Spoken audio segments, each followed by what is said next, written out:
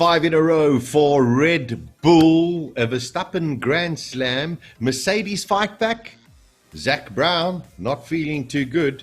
The rendering of the 2022 Formula One car has been released, and we have the first sprint race of Formula One in the history in 70 odd years. All of that and a whole lot more. Welcome to the F1 PitBox.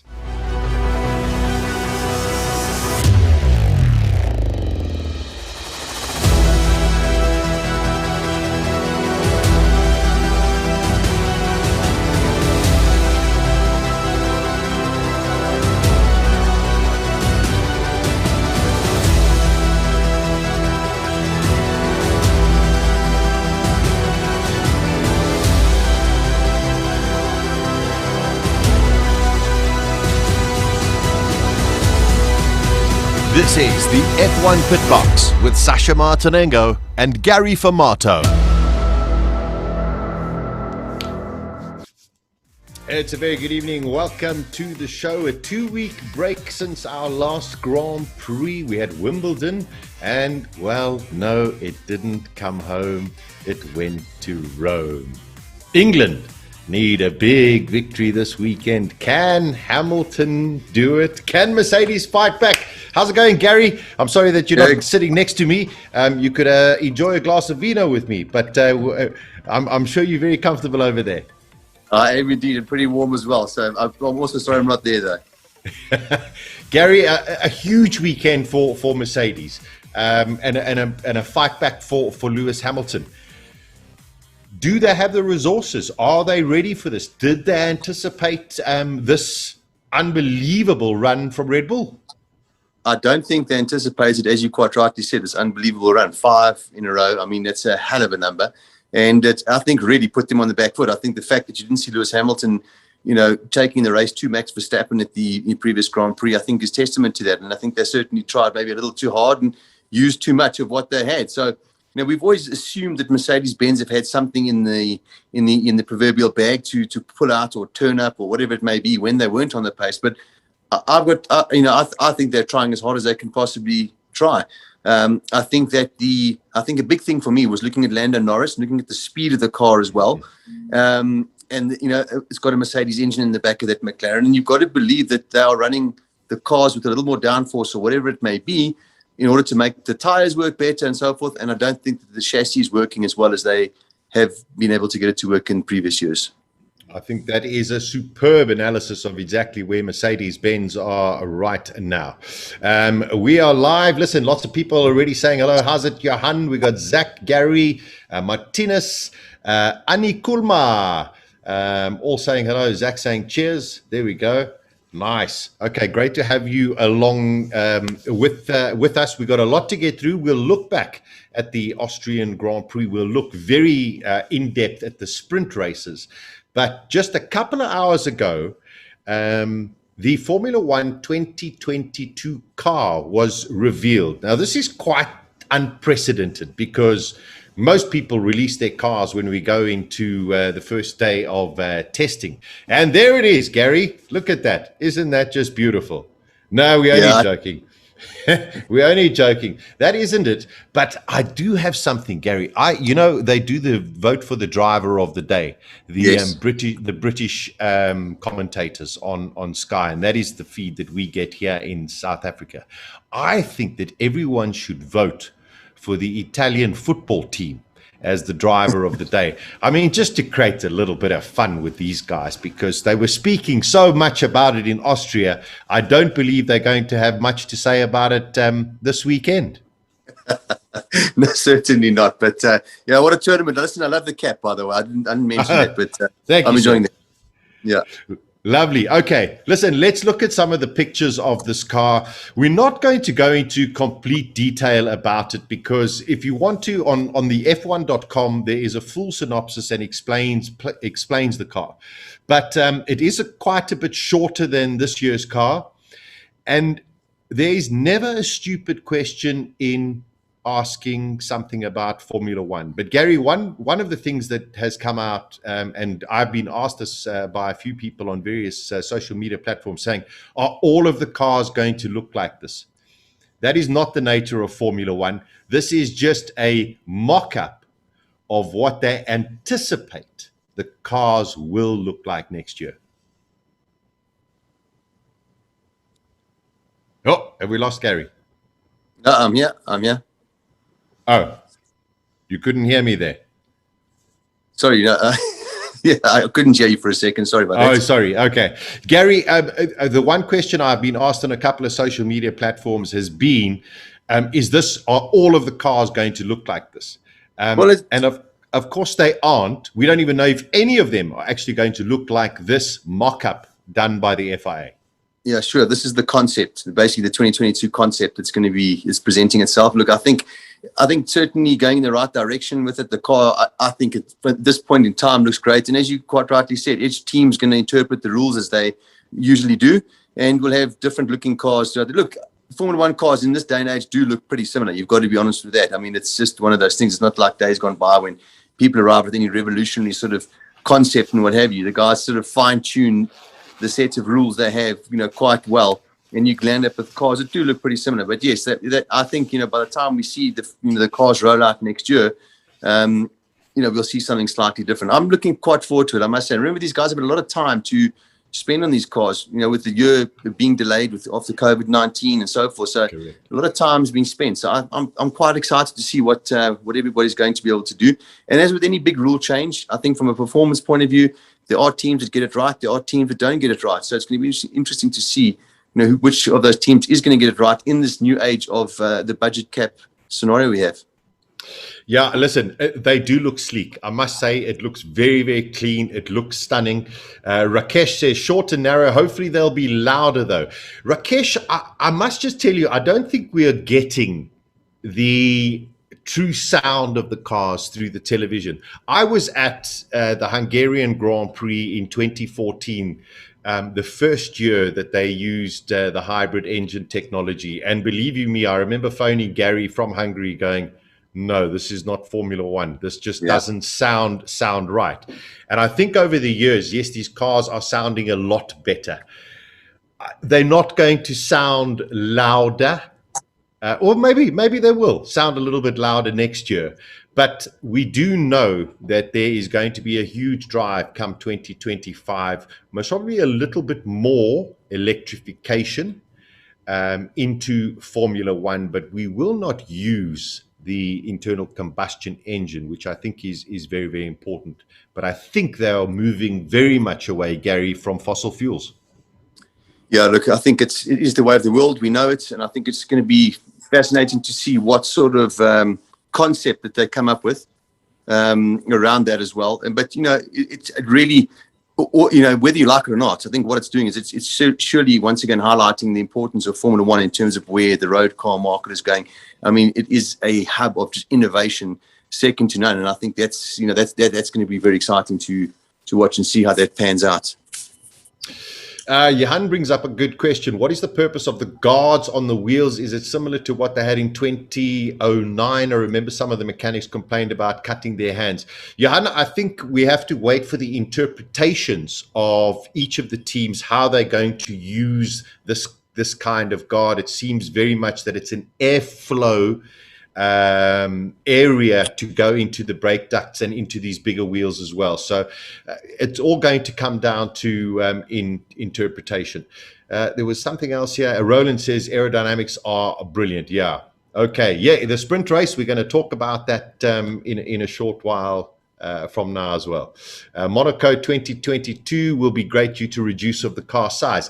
I think hold on, before I get to that, Fritz, Rian says, will it be Formula E then? No, Rian, it will not be Formula E. Don't you worry about that. And another question, are there still going to be 1,600 engines or 1,500?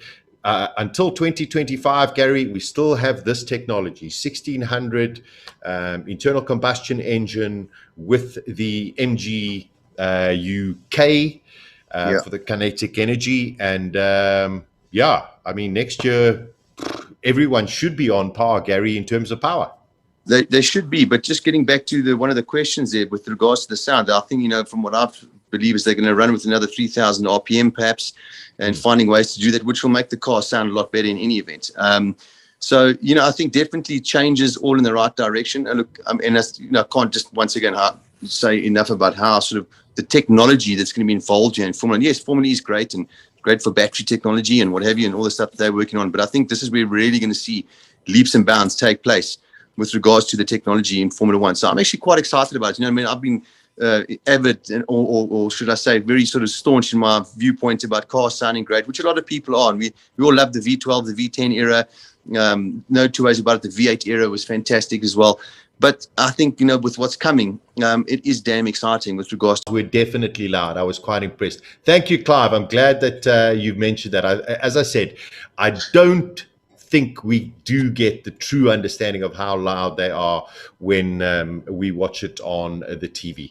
Chris Jordan, any news on Russell? We get to that. Okay, that's the F1 2022 car, but we do have a picture of one of the teams that have actually put a rendering of what the livery is compared to just what the FIA has done. And I must say, if the car looks anything like this, in 2022, I will be suitably impressed. This is what the rendering of the Alfa Romeo looks like. And I didn't choose it because I'm an Alfa fan, Gary. I chose it because it's the only team that has gone out and done a rendering of it. But that looks unbelievably sexy.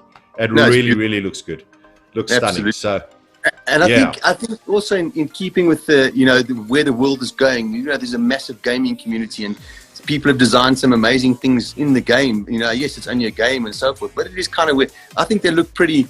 They're part of where we are right now in the world as well with regards to what's available. I think the cars look great. I must say so too. I would like to add though that Matt, who did our graphics for our F1 PitBox, and his rendering of a classic Ferrari into 2021, 2022 style, I think was on point, Matt. So extremely well done. Let's stay with some news that is happening in the world of Formula One, and we'll stay with Alfa Romeo because Alfa Romeo was the last picture that we showed you. Alfa Romeo was the first team to ever win in Formula One at the circuit that we're going to this weekend. Great news that came out yesterday, Gary, is that Alfa Romeo have an extended deal now with Sauber, and they will review it year by year, but they're here for a minimum until 2024. Yep.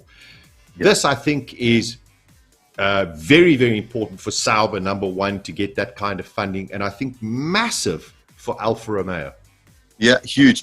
I think it was great news today to see that, and the commitment after what's happened in the last couple of years. I think we've all become so used to, people cutting back and doing this and doing the next thing. So it's great to see that Alfa Romeo is now committed to Formula One for the long haul. A 5-year deal is a pretty good deal, I must say. And obviously offers Sauber, the team that's running the Alpha project, a great opportunity. But yes, I was just happy to see it. That for me was pretty good news today. There's one thing that's also very important, and I think we have to take into account regarding Alfa Romeo. Of course, Alfa Romeo is now part of this massive Stellantis group, which is Peugeot, Alfa Romeo, Fiat, etc., etc., etc. And it seems very much that the smart money is that in the future, Alfa Romeo will become the electric vehicle of the group. Okay, now, as an Alfa fan, I sit and say, I can't believe that we could have a car without a noisy Alfa Romeo engine. But it makes a lot of sense. Gary, if you're going to go and buy an electric car, now I've seen Teslas when I've traveled overseas.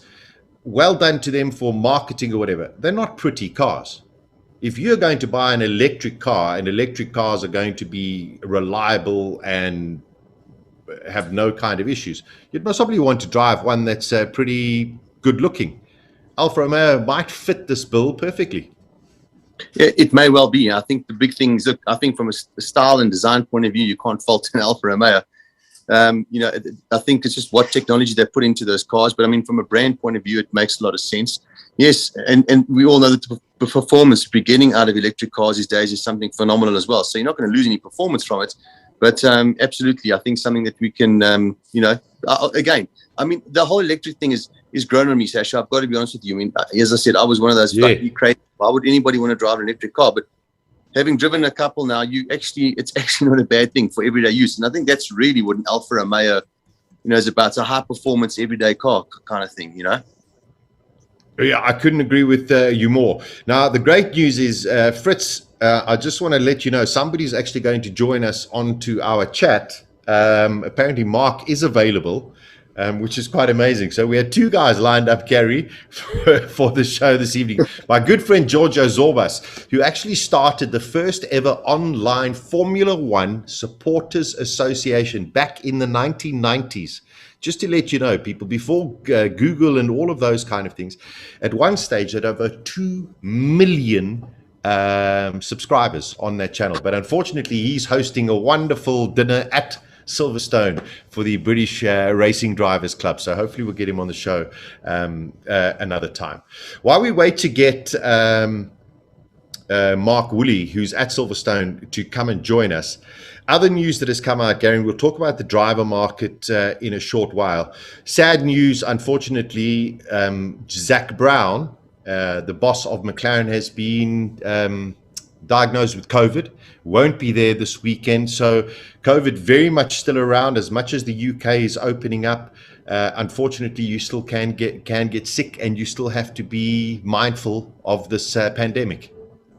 Yeah, unfortunately so. And I know that also, and I'm hoping to get Mark on the line now, but I know that Zach Brown's, I think, Lotus 79 that he's got as part of what Mark is actually organising there. They've got, I think, a tribute to the 7 years of F1, and he's got cars from each of the eras there. So Zach Brown's car is there as well. He's got that substantial racing car collection. So it'll be interesting to see what happens there. So let's wish him well. That's Yes. Many people in Formula One have had COVID, obviously. But let's hope that he's one of them that gets better as soon as possible. It's quite an irony, because it was a McLaren person that got COVID in Australia at the beginning of 2020. And now that we have the first Grand Prix with full capacity, it's a McLaren person as well. We wish Zach Brown well in his recovery, and we hope that he doesn't get too severely hit by this, which is really a problem. Speaking of full capacity, Gary, this weekend, the buzz in the UK about everyone being able to go back to Silverstone is just electric. It's wonderful to see. It's wonderful to know that people are going to be there. That's what it looked like in 2019. That's what we can expect this weekend as well, Gary. Great to see the fans there, and I'm sure that they are also mindful that they have to, in a way, still be careful. I think they will. Look, we had great turnouts at the soccer. We looked at Wembley Stadium the other night. For far as the crowd being involved in the game, it was, most of the people there, nobody had masks on. I think people are adhering to the protocol, whatever it may be. But I mean, it's a capacity crowd this weekend. And again, it's just great to see people back at the racetracks. And I can promise you, every single driver, every single team member, everybody in Formula One is going to be so grateful to have the fans back this weekend, because at the end of the day, that's what they're out there to do. They are out there to put on a show. And, this is, I spoke to Mark about it yesterday while they were doing their setup and what have you. And I think people are very excited. And so are they, to actually put on a show for people. Yeah. Listen, it is. I think it's very, very exciting. So we've got Mark, who's coming to join us. Mr. Woolley, welcome, sir. Why are you in the car? I would assume that you would be fraternizing with the elite of the Formula One society in the paddock. You're little bit overzealous there, Sash, but I'm here. I'm actually just pulling up to see our paddock, because they're laying some floor for us. Because we're so organized that we're doing some few things at the last minute here. I can probably give you a tiny little sneak peek if you give me 1 minute.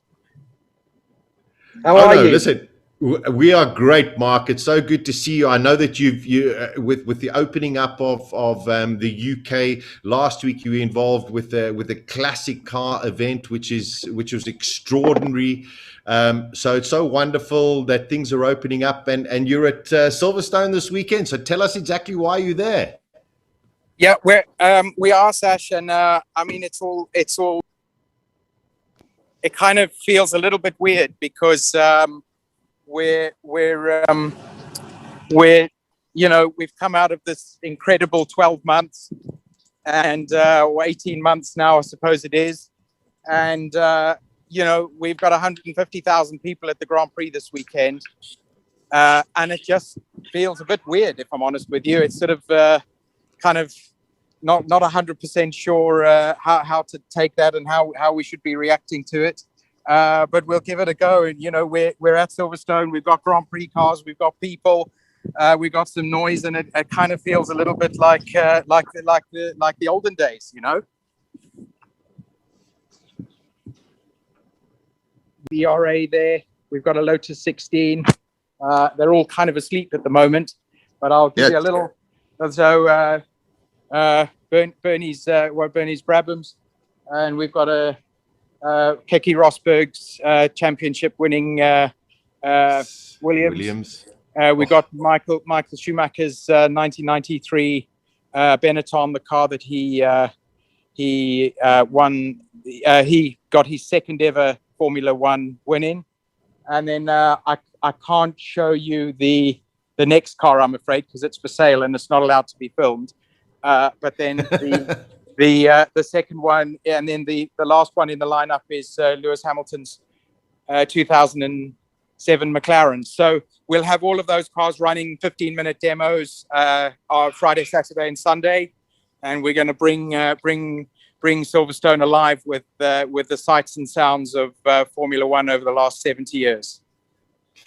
Mark, I must say, listen, we know that your money is worth a hell of a lot more than our money. Is it not possible to maybe just charter an aeroplane and get Gary on it and myself and, just to come and enjoy the weekend?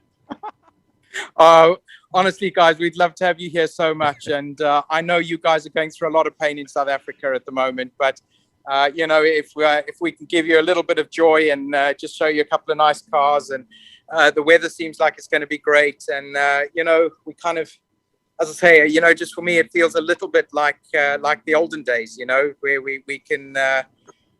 we can have some cars. I did, as you say, I did the Stoner Supercar Sunday 2 weekends ago, and the London Classic Car Show the weekend before that. And we just sort of had a field full of cars and people, and the joy was just palpable, So, all I can say to you guys is we're technically a little bit ahead of the curve in terms of our vaccine program.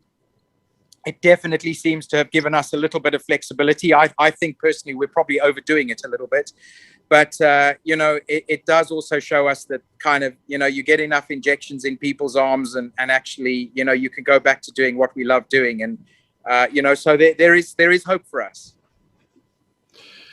Wonderful, Mark. Listen, yeah, sure, just so amazing. Thank you so much for showing us what you've got there. We can't wait. Hopefully, we'll get a lot of that footage as well. For those who have actually F1 TV as opposed to just normal satellite television, they'll be able to watch that as well. So I think it's going to be an extraordinary weekend. It is going out. We've also done an incredible display of static cars. So we've got an original, or actually a continuation BRM V16, which is not actually open to the public yet until tomorrow. So there's another 7 cars there, including a Red Bull RB7. There's we've got, I arranged one guy dropped out. So I arranged Ayrton Senna's 1983 Tolman to come in, the gorgeous 183B with a double wing, just a sensational thing. So I'll send you guys both some photos of that. But, you've got a proud Safa here waving the flag, trying to do his little bit in Grand Prix racing. And, I think the weather looks like it's going to be amazing. So I think the race on Sunday is going to be sensational. Gary, you want to end off there? Mark, listen, thanks for dialing in and joining us tonight. We appreciate it. And it's always great for us here in South Africa to get a glimpse of what's actually going on out there. Of course, Sunday afternoons, we glued to the television sets, but it's just always great to see one of our own also in the F1 paddock working with Formula One and for Formula One. So we're proud of you as well, and I hope it turns out to be a great success. It'll be great, guys, and thanks so much for talking to me tonight. It's great to see you both. Yeah, lovely Thank to see you, my friend. We'll see you soon. There we go. Mark Woolley coming to us live from Silverstone. Thanks for organizing that, Gary. Wonderful to have a chat to him. And I just think it's going to be a tremendous amount of fun as well. Not sure where Gary's gone at the moment, but I'm going to continue with some of the other news because time is flying here at the moment. Aston Martin, mean business. Lawrence Stroll, Gary, has come out and said, listen, he makes no bones about it. He knows that it's going to take them at least 4 or 5 years to get right to the top of Formula One. He's quite excited about perhaps the prospect of other motor manufacturers coming into the sport. He most probably feels that, with just having Mercedes, which is wonderful, and as we know, has been the best team over the last 8 years, they might be hamstrung, and perhaps going with another manufacturer might be the way to go for Aston Martin, because he's in it to win it. He's said that from the beginning, and he's endorsed it again this week. Look, I mean, the only thing I can fault is they probably arrived here this year with a little bit overconfident, I think, with the performance that the team had last year. But yeah, I don't think a man like that does anything, and doesn't go play not to win. And it just depends on what sort of resources and what kind of deals they can do in the background to put it all together. But it's about people, Sasha. And I think that's the big thing. You see a lot of Red Bull people going over. I can't reiterate that enough. And you've got to use the Christian Horner Red Bull example. They went out and they stole Adrian Newey from McLaren. And I think that is what set them on this trajectory that we've seen them since basically Newey joined the team. If it wasn't for that, I don't believe Red Bull would have been the team that they are today. And I think the big thing is, can Aston Martin or whoever the team, whatever the brand's going to be, can they get the right people in place? And look, it's shown McLaren have turned their fate around big time. Since the Honda debacle, Andreas Seidl's there. So there are good people out there. It's just how they put the right people together, and can they all gel? Yeah, very, very good point. Let's have a look at the driver market. And is it Kimi Raikkonen that actually holds the cards to what could happen in the future? You know me, Gary. I'm a Kimi fan, or whatever. He's going to be 42 in a couple of months from now. He's a great ambassador for Alfa Romeo. He's great for the Sauber team. He's great for Formula One. But is he the key? Because if Alfa Romeo decide, Kimi Raikkonen, time for you to go, now all of a sudden you've got options for Valtteri Bottas. You've got options for George Russell. You've got options for Perez. You've got options for Pierre Gasly to go and join a team like that. That is part of the Ferrari family as well. What if you were Alfa Romeo, if you were Frederic Vasseur right now, and you have to make your choices for 2022, would you keep Kimi Raikkonen? I would probably say no. The age thing is a big is something you can't deny. It's the guys being. I'm not saying Kimi's not motivated or not hungry anymore. I can't speak for Kimi. At the end of the day, he's doing his thing, and you look at Gabriele Tocqueville, he's winning in touring cars at a much older age, although it's only touring cars. But this is Formula One, and I think if you now just set yourself in a position where you've got a 5-year deal, I think you're going to want to look for somebody that's young. It's really hard to, like you mentioned, a guy like George Russell. If George Russell misses out on that Mercedes seat, for example, if Bottas stays, who knows? Why wouldn't you want a guy like George Russell in that car? You've got a 5-year run. You're not going to have Kimi for another 5 years, that's for sure. So you may as well start building it up now. And Giovinazzi in qualifying has really been good. Perhaps maybe racecraft Kimi a little bit better still, but the fact of the matter is, I think there are other drivers out there that are quick at the moment. Look at Lando Norris. Can you afford to miss up an opportunity to put one of these young guys in your car if you've got a 5-year deal in place? I don't think so. So Kimi, you've got to believe that it's probably going to be his last year. If not, so be it. And good luck to the team and Kimi, and they would have kept him on for a very, very good reason. But I would suspect that it's going to be his last year. Yeah, I think so as well. The George Russell, Mercedes have said they're not making any announcements this weekend. The huge talk is, yes, he goes and replaces Valtteri Bottas at Mercedes-Benz. Lewis Hamilton has never ever been scared of any kind of a teammate, but then again, he was in his 20s. Now he's in his 30s. He's won 7 world championships. Bottas sometimes gets the better of him when it comes to qualifying. Does Lewis Hamilton want George Russell as a teammate? I don't think he does. I mean, at the end of the day, the Senna, Dumfries, Derek Warwick thing was well documented back in the 80s. And that's kind of where, the media sort of, we could sort of get an insight to what was going on. I don't think anything's changed. At the end of the day, look at Vettel and Kimi. Vettel fought hard to keep Kimi in the team. There's a good reason that he fought hard to keep Kimi right there. Leclerc came and upset the party. Correct. There's no doubt about that.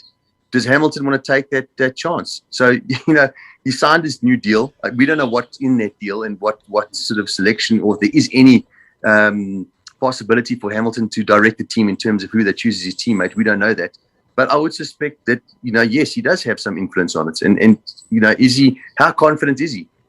We were all, when Vettel announced he was leaving Ferrari, everybody thought, well, what about a Vettel Hamilton, partnering in Mercedes-Benz? Wouldn't it be great? But that was before we'd seen Russell in Bahrain.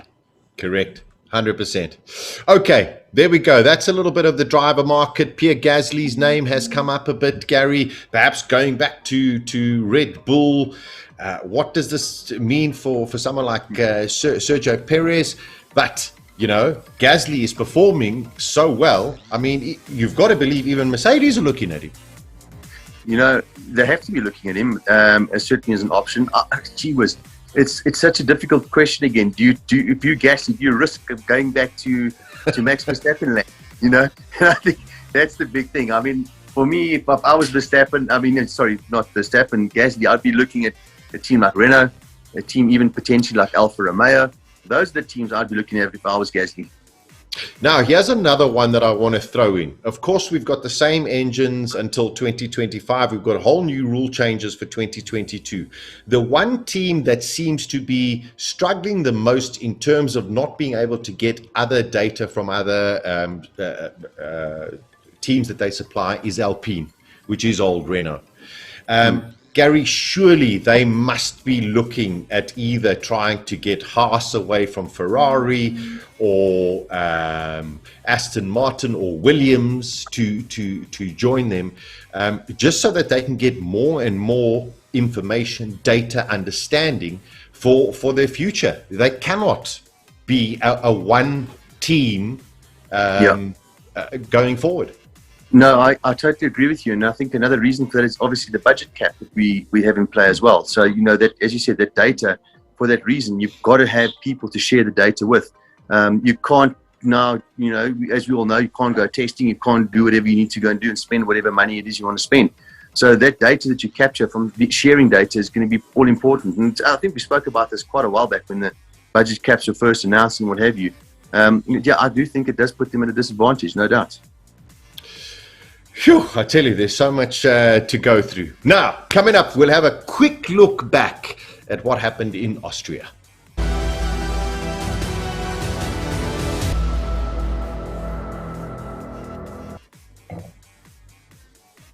Five in a row, Gary, for Honda and Red Bull. We haven't had that since 1988, Senna and Prost in that unbelievable year.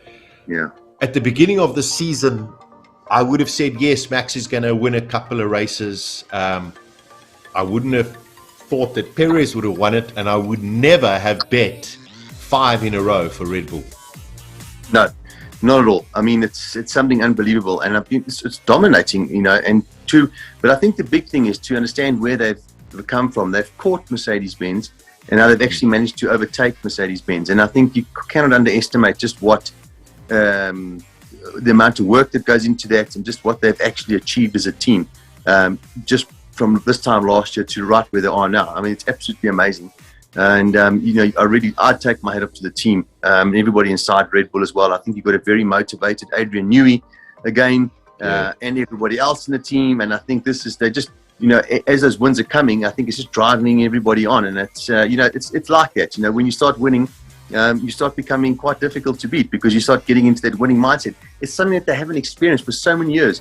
After the Vettel era, where they had such a great run, they haven't, in the hybrid era, they really haven't been able to do anything like that. So I think a lot of renewed and reinvigorated energy in their team, and I think they're all going forward. Yeah, it's wonderful. And I mean, it seems as though that this relationship with Honda is actually a lot closer than what we think going forward as well, Yep. which is wonderful. But also, amazingly, Gary, it was the first the first Grand Slam for Verstappen. Pole position, fastest lap, led all of the laps. What else is there? Yeah. Pole, win, Yeah. fastest Yeah. lap, led Yeah. all of the laps as well. His first one, and you sit there and go, but a guy like Verstappen surely would have done that before. But his first one, and it just shows you, at 20, he's only 23, Gary. He's 23 years old. This guy is driving magnificently. Yeah, look, that getting Max into Formula One at the age that they did was a masterstroke from Red Bull. I mean, they've managed to pay all his school fees, literally. Get him up to speed in Formula One. They've got a young driver who's now mega experienced.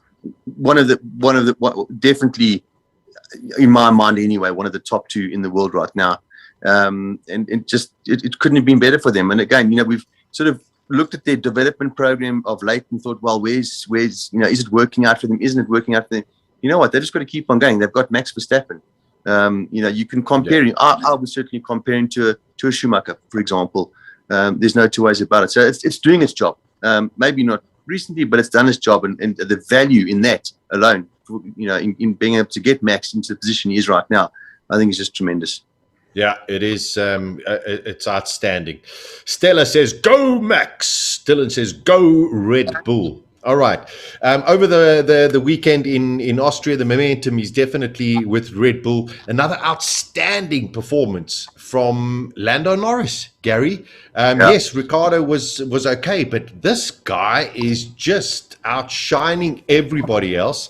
I know that he signed a long-term deal with McLaren.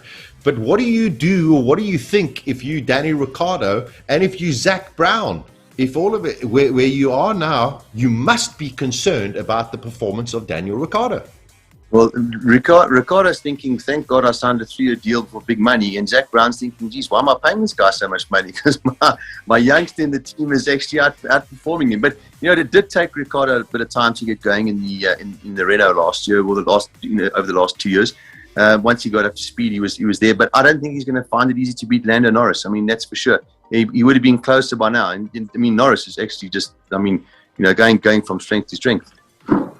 Yeah, I couldn't agree. Chris Jordan says, do the teams still develop this year's cars? A lot of the teams have come out and said that there's no more future development. This doesn't mean, Chris, that they didn't have development for various Grand Prix for 2021, which they will add on at various Grand Prix. So it's not as though at the beginning of 2021 they said, okay, that's it, stop. They would have sat there and gone, oh, listen, for Monza we need a different wing, for this we need something different. But the one thing you have to believe, Gary, is all of a sudden with this budget cap in place, Mercedes on the back foot are now having to surely take some of those resources and put them back into the 2021 car in order to try and fight Red Bull. Well, I agree with you there. And I was going to, jump into your statement before, but I think both the teams, Red Bull and Mercedes-Benz, have to keep going. They're in a championship fight. So for whatever their resources permit and what the regulations permit, they're going to have to keep on pushing. Because at the end of the day, also for Honda to be in the position they are right now, to be walking away from Formula One, they want to win this world championship. There's no two ways about it. So I don't think that they can afford to stop bringing new components and developing that. They're in this championship fight. Yeah, very, very much so. Now, moving on. Track limits pushing drivers. What is fair? What is unfair? It's quite a difficult one. Let's have a look first at Norris versus Perez, Gary. Pushing a driver off the track, were the penalties justified? How do you see it as a racing driver?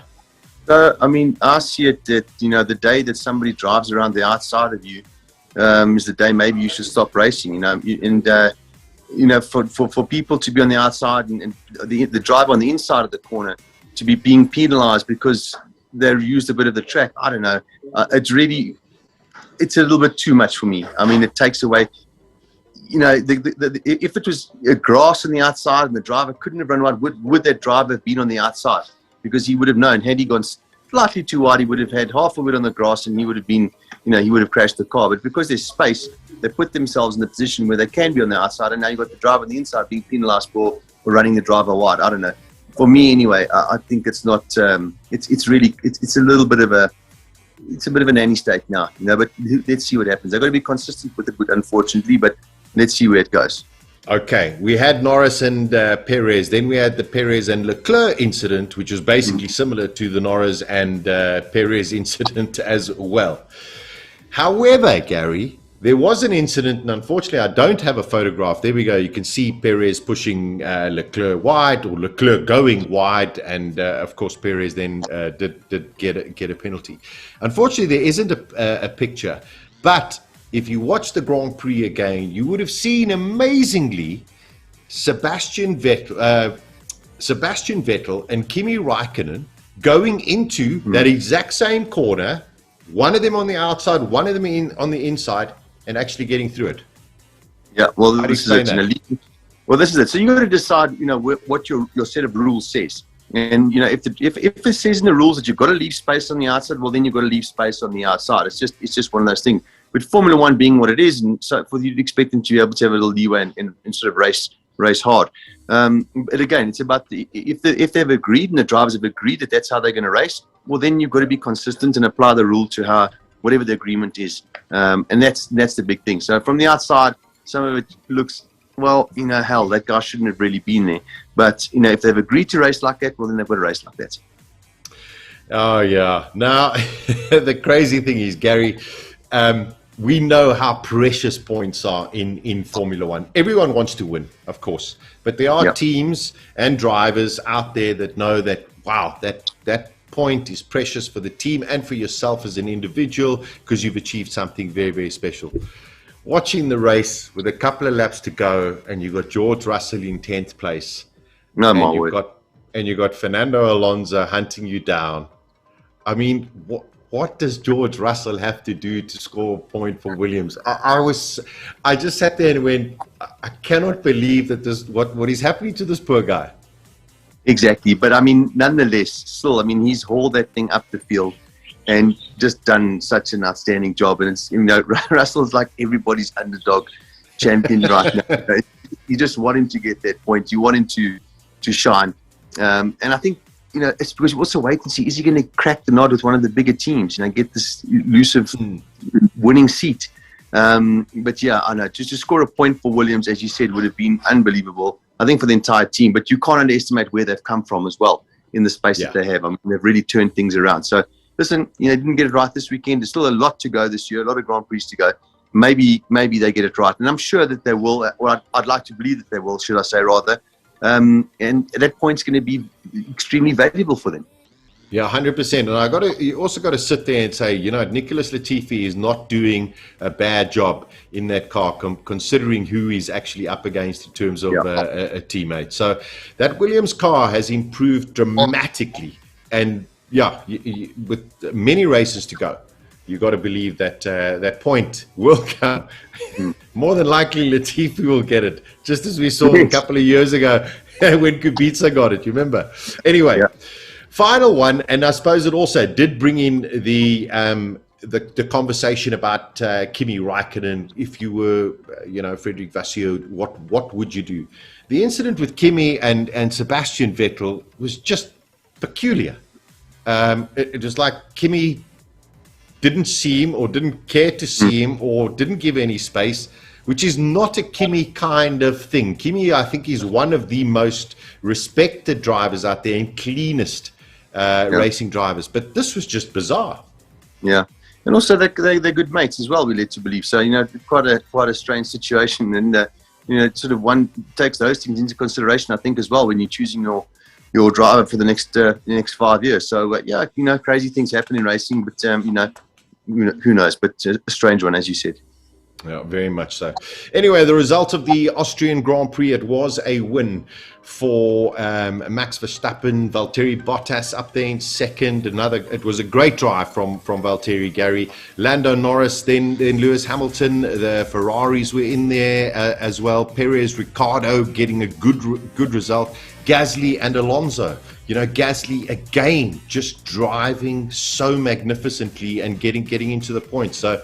I mean, the team must be delighted for it. Absolutely. I mean, you know, I look at a team like this, and yes, it's again about people. They've got decent people in there, but you know, to think that this was the Minardi team at one point in time, and to see what they're doing now, and they've got this team and Gasly and scoring points regularly. I absolutely love it. I mean, it's fantastic. So yeah, and Gasly as well. He's in a comfortable position right now. He's enjoying his racing again. You can see it. You can see it in his demeanor as well. And that's why he's achieving what he's doing. And you know, it goes back to what we spoke about earlier on. You know, does he really? Where's this guy going to go? Because I think he does deserve a better seat. It's just which one of the better seats is going to fit him the best. Yeah, very, very good point there as well. This weekend, it is something completely different. So coming up, we'll discuss the sprint race. This is Formula One.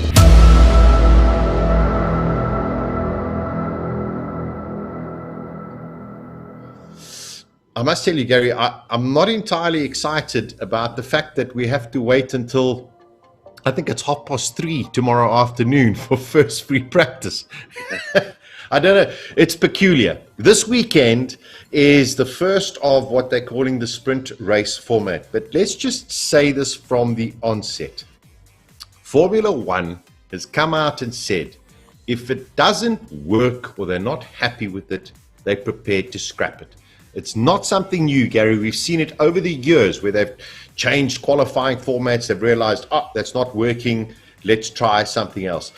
The fact that they're bringing this in, you've got to say is admirable, you know, to try and sit there and make it a little bit more exciting. You know, we are traditionalists. We love watching the free practices. Now they're saying, hold on, there's a different kind of audience that wants to see something a little bit more action-packed. What's your take on sprint racing before a main Grand Prix? Well, I think we started from tomorrow, practice tomorrow. It's important, you know, it becomes a far more interesting session tomorrow afternoon as well. So yes, it's going to be late, but I think a far more critical session in terms of what the weekend is. As far as the sprint racing goes, you know what, I think it's, as you said, you've got to try it and see what it is. I think it's also, they're trying to create more value in a Formula One weekend. And I think, you know, you want viewers, and it's all about the viewership. You know that, I know that pretty well. I think just how the drivers and teams are going to approach it remains to be seen. You want them to be going out there and giving it their all. You know, I know Hamilton came out this week and said, well, it's just going to be like a procession. It's going to be a train. Well, you know, I hope not. You know, I really do hope not. And, you know, I'm certainly going to be excited to tune in on Saturday afternoon and watch the sprint race. You know, it's a short race. It's half an hour. I think it's going to be great as long as everybody's out there giving it the absolute 100%. I think it's going to be great. Now, we had that little caption up on the screen for you. So tomorrow, there is a 1 hour free practice session, 3:30 to 4:30 tomorrow. The guys, Gary, all of a sudden, the guys have to go and dial it in. We've got a new compound of Pirelli tire that is there as well. So you got 1 hour. So expect a tremendous amount of action tomorrow in that 1 hour. The problem is, if you make a mistake and put it into a wall somewhere, you might miss out on this qualifying, which is going to take place at 6 p.m. Tomorrow evening, our time. And that qualifying session is going to run exactly the same as a normal qualifying session. However, everyone has to use the softest compound tire in all three of the sessions. So all of a sudden, it becomes a proper sprint, and things can change. Absolutely. So, you know, it's you know, we don't know what we're going to get, and this is the nice thing about racing and Formula One in particular. We don't know what it's going to throw up. But I just, you know, so much more also for the drivers and teams to think about over the weekend. It's going to be exciting. So, you know, you know, you've got to innovate. Any sport's got to innovate, and we've seen it with cricket. We've seen it in many sports where they've innovated and tried to adapt themselves for an audience. I think this is just going to be another. I mean, think about it. The Formula One's got now a 3-day opportunity to bring eyeballs onto Formula One, and this is what they're doing. Yeah. Roland goes quali before FP2. 100%, Roland. It's one free practice session and then qualifying. In that qualifying, you have to qualify on the softest rubber that is available from Pirelli. But unlike normal qualifying, your Q2 result, which used to determine what tire you would start the race on, falls away. You are open to, when you come to your sprint race, to choose whatever tire compound you want. Yes, it is a shortened race. So it is roughly a 100-kilometer sprint race, okay? And the race will start at 4:30 on the Saturday afternoon. They will have a free practice session before that, but that'll be more in tune with getting themselves ready for the main race on Sunday. There are some points that will be given. It's 3, 2, and 1. There's no podium ceremony. It all takes place in Park Fermé. There's no big fanfare about it. Okay, so let's just get that out of the way. But the things that you need to know. Okay. The 10 quickest fighting it out for the best grip in Q3 remains the same as everything. Drivers can only use the softest compound available and have 4 sets to run. So the thing is, Gary, also, you've only got 4 sets for those 3 sessions. I mean, you make a mistake in one of those sessions, you might have to go out in Q3 on a used set of rubber. So I think it is throwing a different dynamic. Yeah, well, listen, we've got supposedly the best drivers in the world, the best teams in the world in terms of this type of racing. So, it's just another element. They're getting paid a lot of money. And I'm saying it's great. With all the tire rules and everything else, it really puts them on the edge. And that's what we want to see. These guys doing the utmost in terms of the ability to drive these cars as fast as they can without damaging tires, without flat spotting tires. And, now with the added pressure of them only having X amount and the fact that they've got to go and race, there are points available. We spoke about how important the point was for Williams early on. I mean, this is not just a parade. The stakes are decent here.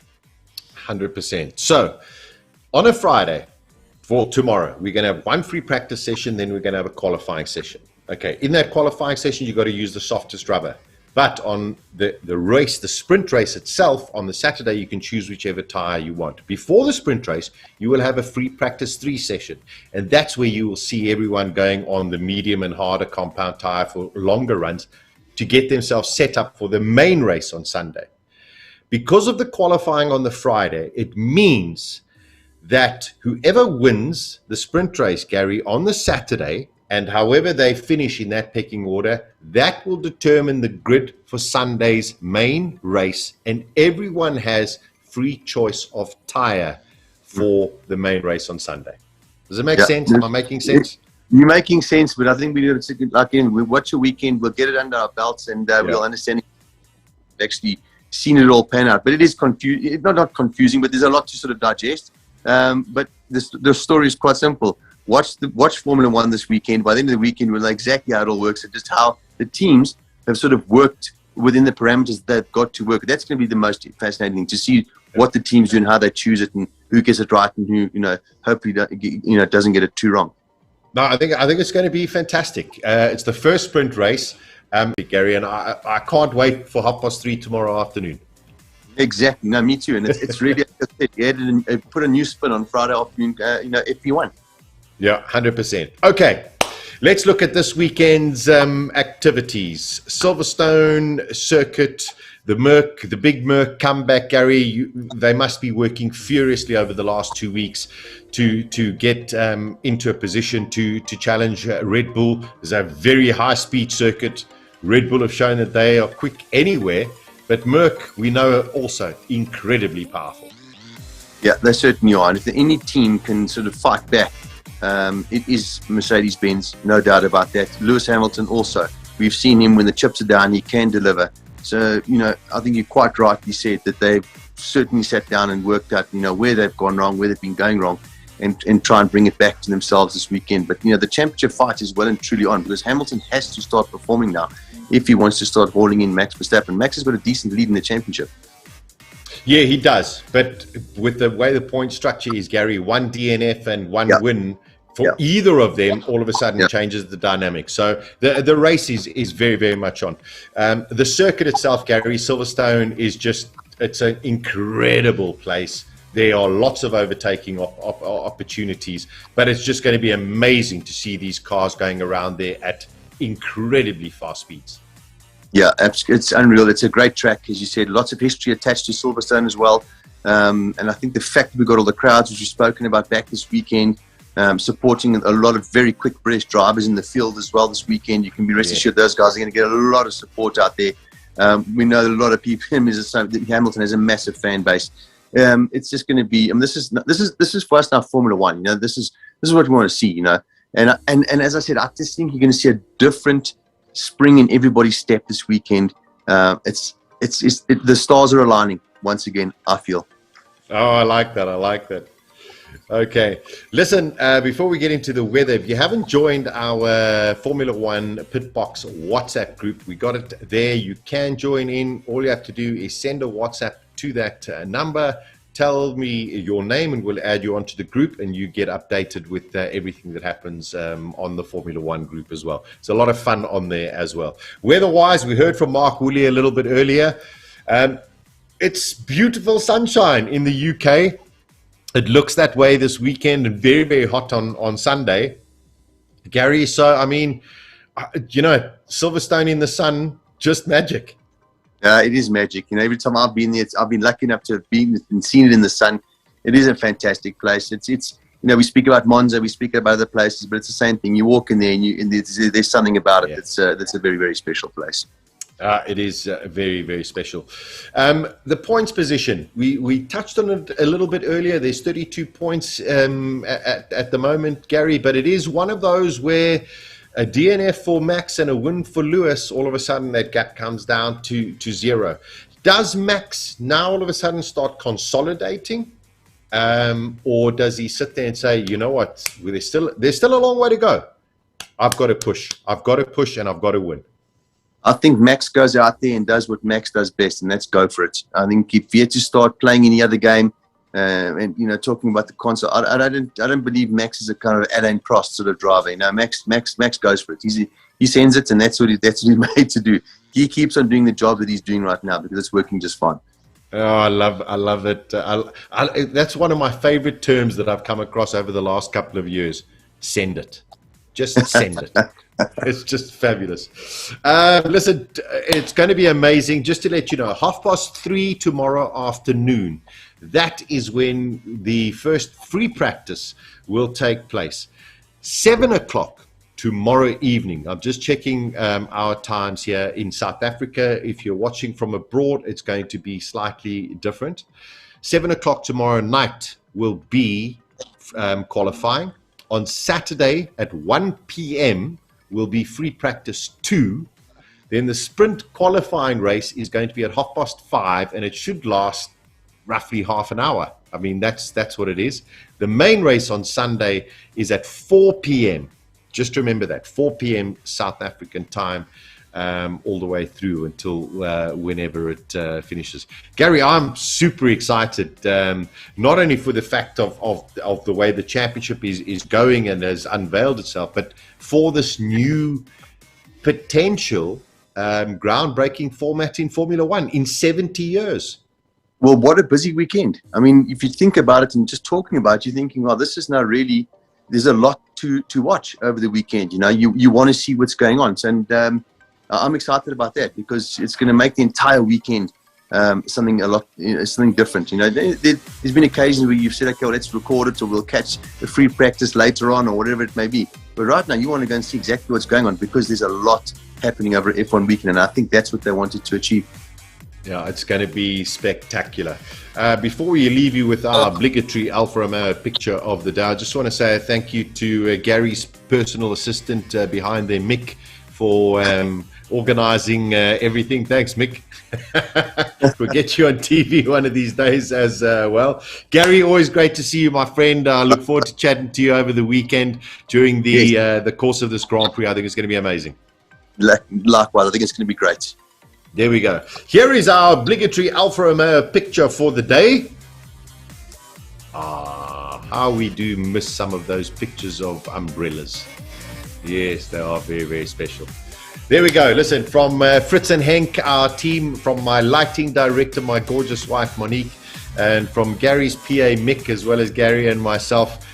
Enjoy this weekend of Silverstone. Please be safe and let's go racing.